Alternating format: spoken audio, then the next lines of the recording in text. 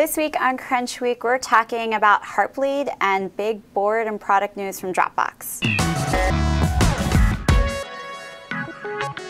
Hi, welcome to Crunch Week. I'm Leena Rao. I'm Alex. I'm Mai. A big week for news, but like just a lot around this massive security, I guess, bug, Heartbleed, which is just like causing all these ripples in the security world. And, actually, one of our colleagues, Greg Komparek, has been kind of focused on this for the past week. And he was like, when there's a really bad security issue, when all the security researchers and people in that world are like massively concerned. And apparently they are. So. Well, usually it's not as bad as people say. They're like, oh, it's terrible this time. It's the end of the world. And this time everyone goes, yep, it actually is that bad. It is that bad. Yeah.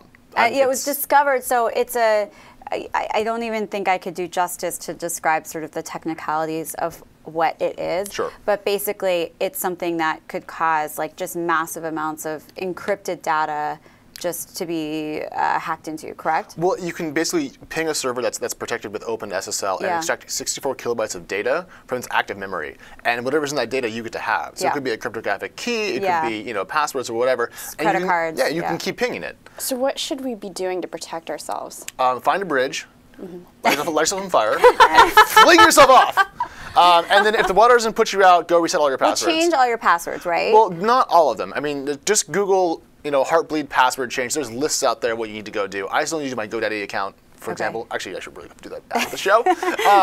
But I mean, in theory, yes. And you should change your passwords anyways. But I mean, this is a potentially massive flaw. And it's embarrassing to the open source community a little bit because it was in this code that people were using across the internet. And it was, in fact, broken for, I think, 2 years. Yeah, and some news that just came out recently about the NSA, right? Surprise, they apparently were... the NSA no, let's do this. Mai, if you had to guess, would the NSA have A, known about this and used it to their advantage, or B, not known about it? Known about it.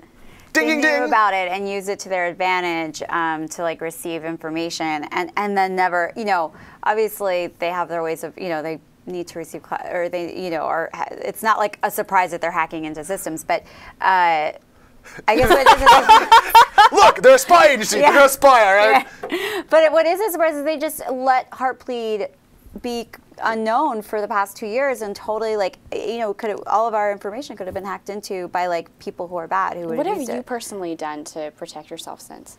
Two-factor authentication, but I've had that now for a month or two. I now have a lot more secure passwords. I've gone back and upped them a lot. Yeah. So, I mean, you always have like your too. Amazon account has like this crappy password, but you don't really care. It's been there for a long time. It's been fine. Yeah. And now you're like, man. I wonder. Bank accounts. Yeah. I wonder bank if this is going to account, change kind of really massive hard. consumer sentiment about privacy because this is not a small thing. And I feel like all the other NSA revelations were like, well, I don't really know what it means to tap fiber cables. I don't really know what it means to weaken encryption. But when your stuff is affected and your financial information is at risk to hackers and other foreign nefarious types, I wonder if that'll change people's view of what the NSA was doing here. Because they decided that their offensive capabilities were more important than our defensive capabilities. And that's a big choice to make. Yeah. It's a moral choice. And they're on the wrong side of it. Yeah, I mean, so with Heartbleed, is there any sort of repair that we could sort of go through at this point besides just like us changing our passwords? I mean, is there on the back end, is there... That's already out. There's this patched version of OpenSSL, but the problem is they have to go back and revoke a lot of certificates. I mean, it's a really complex, crappy process. It's not simple to do, especially if you're a complex service. This just sucks. There's no small good part of this. It's just bad. And I hope that we'll learn from this as a community and not fall prey to this sort of mistake again. It's expensive and bad and dangerous. And, and hopefully if the NSA sees another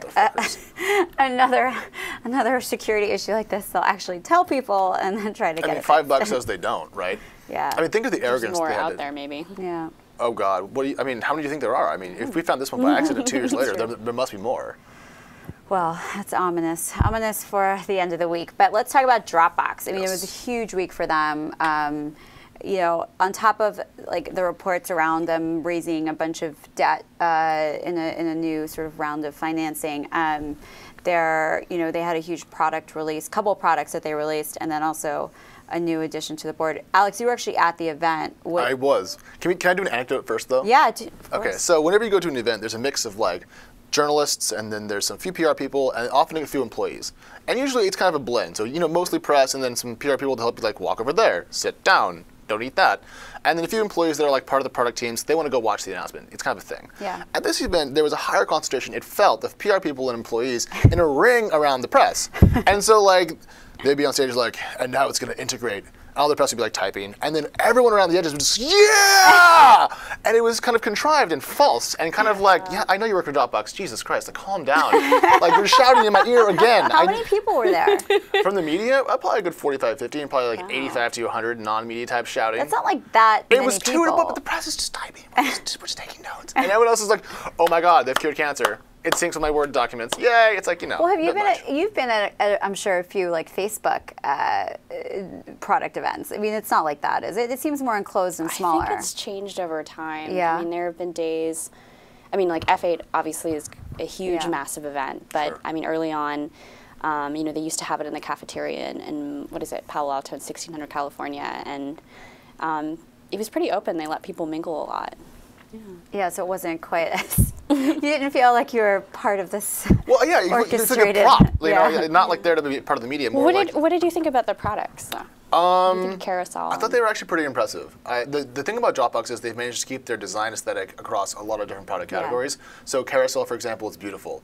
And I didn't see that coming at all in terms of what they were going to build. Carousel, by the way, is a new kind of photo backup management life memory tool. It's actually surprisingly just beautiful and well put together. So there are kind of new things. They want to be like one place for all of your life, essentially, not just your files. And they're trying to position themselves at that kind of locus point of data and what's the use? I mean, for a consumer, what's the use case? Like, how would you differentiate using Carousel versus like other consumer photo sharing products? Well, I've only played with Carousel so much, but I will say that the way it handles time is very interesting. You scroll by year at the bottom, and then it automatically propagates that time from the cloud. So you don't have to have a lot of files stored on your phone. You can have your entire, like library on Dropbox itself, and then it'll quickly access based on time or I think location or event where you were at that moment. And so it's kind of a beautiful way to just scroll back through your life. Yeah. And which is so much better than Flickr. I mean, I think. Okay. Or Facebook. Or Facebook for sure. Yeah, I think that. I just sort of looked at some of our coverage and some of the past coverage. It does seem like that's a huge, I mean, Dropbox is now going more towards business, but that's a huge consumer play that I think, I don't know, just as a parent who takes so many photos, like I would use it in a heartbeat. That's interesting. It's a good point there. They're going against businesses, for businesses and consumers at the same time. Yeah, which is Does that feel unfocused? I mean, let's talk about the other product, because the other product is definitely more business focused. Right. They released an updated version of Dropbox for Business that kind of allowed you to have both your Dropbox accounts on one device and switch back and forth very easily. So the IT guys can have permissions and control over your business account, but not your personal account. Keep them separated. And then the other thing they announced but didn't release was Harmony? Project Harmony. There we go. Yeah. Nailed it. All right, Project Harmony, which allows you to collaborate on desktop files such as Office documents. And that's obviously aimed right at the enterprise sector. I've written this a couple of times. Basically, if you have cloud file storage but not online edit capabilities, it's kind of a useless product. Yeah. So they're trying to fuse those two together. The question is, will enterprise customers pick this up as over Box or over Ignite or over Wonder for Business or over G Drive? And I think we'll have to wait and see. Yeah, it should be interesting to see in that S1 that eventually comes around. So excited. How much enterprise pickup that they're able to get over the next year. Let's take bets. Who thinks they lose more money than Box? Anyone? I don't think so. I've heard that they don't. That's what I've heard too. Yeah. But what I heard about Box was that they lost about half as much money as they actually did. So I think our little whisper community is not quite as accurate as I would like. I think they'll lose about half as much money as Box does. That's my guess. Okay.